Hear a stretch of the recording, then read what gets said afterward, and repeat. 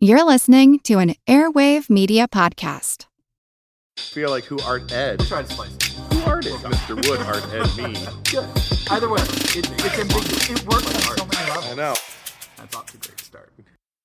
Welcome to Who Arted, Weekly Art History for All Ages. I'm your host, Kyle Wood, and today I've got a TLDR mini episode about Sol LeWitt, but I also have an announcement. I'm going to be taking off the month of July.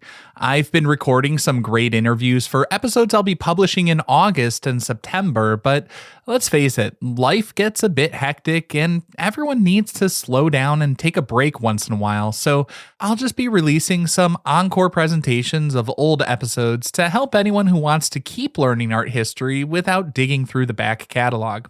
And I'll be back with new episodes right around back to school season. But now on to the actual topic for this episode, which is a new one.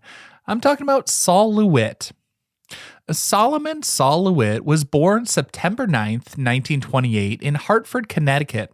His parents were Russian immigrants who came to the U.S. in the late 19th century, fleeing anti-Jewish pogroms in what is now Ukraine.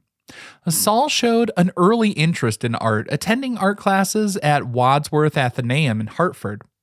LeWitt went on to earn a BFA from Syracuse University in 1949. Shortly after graduating, he was drafted into the U.S. Army and served in the Korean War, where he was stationed in Japan and Korea.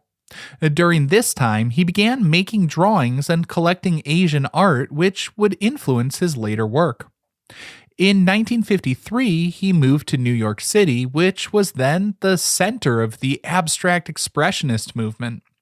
He studied at the School of Visual Arts while also working a variety of day jobs, including a graphic designer for the architect I.M. Pei. In 1960, he took a job at the book and night reception desks at the Museum of Modern Art. And there he was working alongside other artists who would go on to be big names like Dan Flavin and Robert Ryman. Being surrounded by the museum's collection and talking with fellow artists led LeWitt to reject the emotional and subjective nature of the ABEX movement in favor of a more objective and systematic approach. LeWitt's work evolved from three-dimensional structural grids to massive, vibrant wall drawings.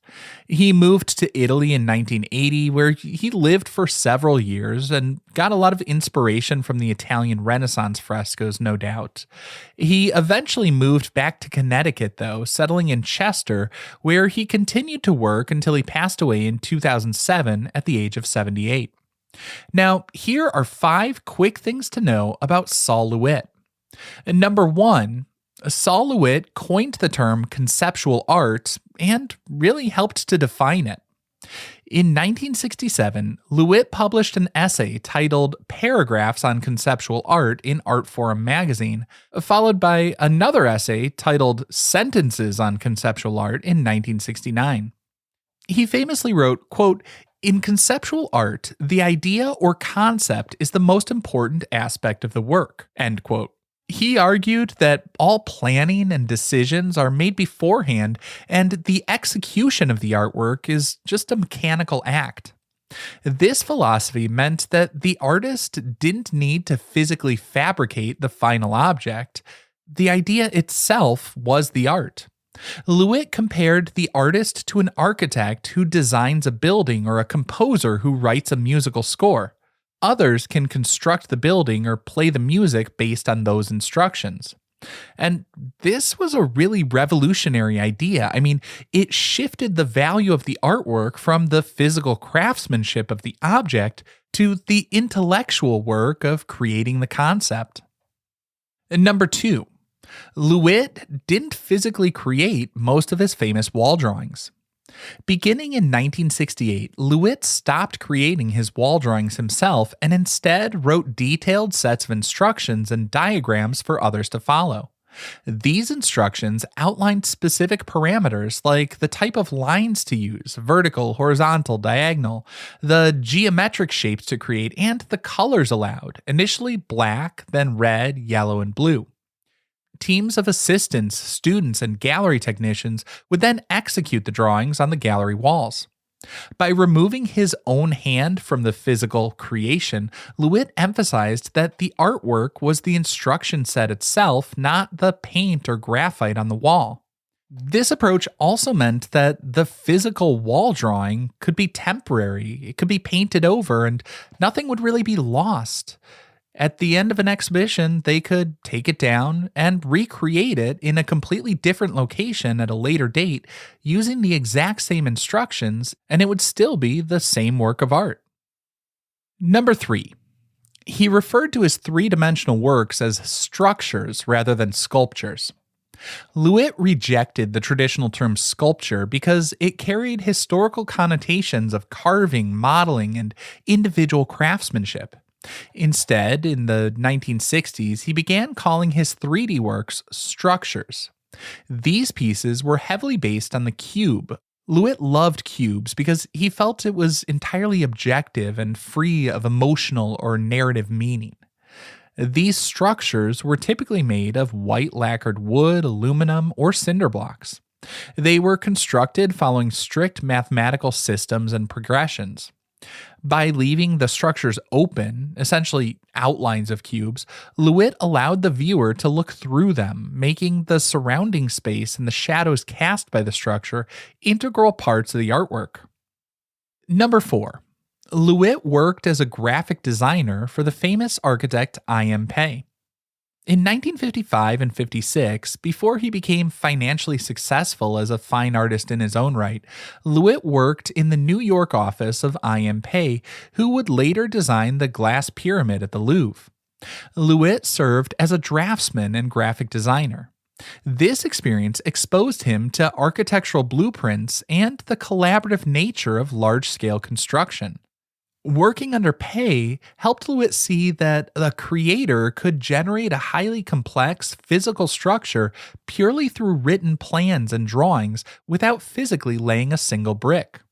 The clean lines, geometric precision, and structural clarity of modern architecture would also really inform his minimalist aesthetic. And finally, number 5, Sol LeWitt was an avid art collector. He acquired thousands of works by trading with other artists. LeWitt was really committed to being a part of the artistic community, and he amassed a massive collection, like 4,000 works over his lifetime. But he didn't really purchase a ton through galleries. He got the vast majority of his collection by trading his own work with fellow contemporary artists. His collection included pieces by artists like Chuck Close, Eva Hesse, and Gerhard Richter. While those were no doubt very valuable pieces, LeWitt's collection wasn't about financial investment. He just wanted to support his peers and surround himself with inspiring ideas. He kept detailed records of his trades, and his collection was eventually loaned and donated to various institutions so that the work he loved from all his fellow artists would remain accessible to the public.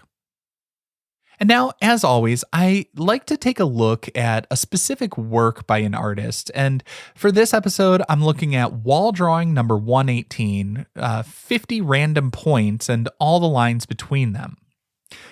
This to me is just like one of the perfect representations of Sol LeWitt's conceptual wall drawing approach. It was first executed in December 1971 at Portsmouth Polytechnic in England. It consists of basically exactly what it sounds like.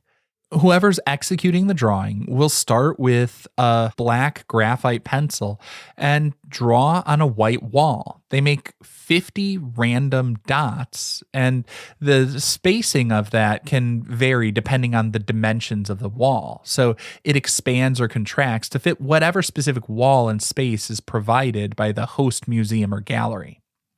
So after creating 50 points randomly placed on the designated wall, they're going to draw straight lines connecting every single point to every other point on the wall. Because every point has to connect the remaining 49 points, the total number of lines required to complete the piece is always the same, 1,225 lines. Now, LeWitt provided the text giving directions on how to create the piece, but he didn't supervise the initial installation in England or many of the subsequent installations in other gallery spaces around the world. Because the placement of the initial 50 points is explicitly random, no two installations of Wall Drawing 118 will ever look identical, but the final outcome really does kind of have some similarities no matter where you're looking at it. As I said, the number of lines is always going to be the same because that's mathematically determined.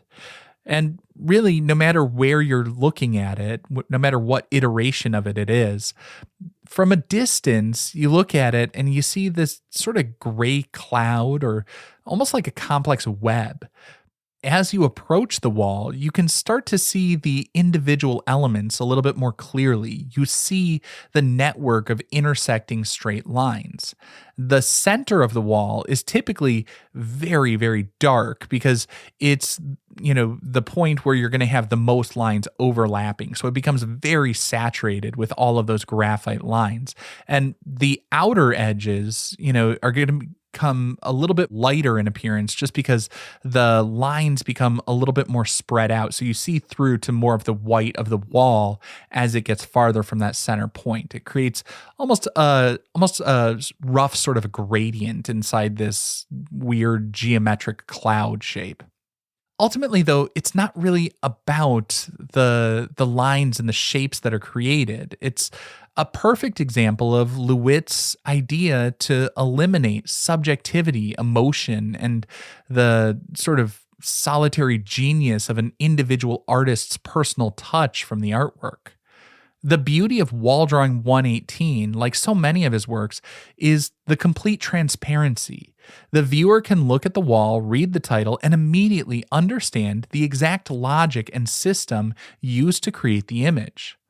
It really is a perfect manifestation of LeWitt's core premise that the idea, the algorithm, is the machine that makes the art. This concludes this week's episode of Who Arted, part of the Airwave Media Podcast Network. If you found this tolerable, please leave a rating or review on your favorite podcast app. You can find images of the work being discussed this week and every week on social media at Who Arted Podcast on Twitter, Instagram, and TikTok, and of course on the website whoartedpodcast.com. Podcast done.